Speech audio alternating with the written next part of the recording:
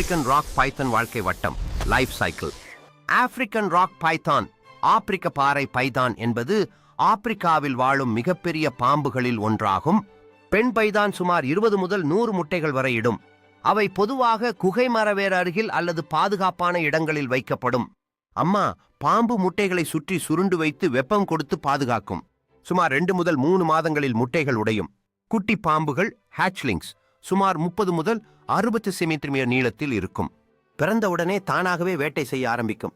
இளம் பாம்புகள் சிறிய உயிரினங்கள், எலி, பறவைகள் வேட்டையாடும். வேகமாக வளர ஆரம்பிக்கும்.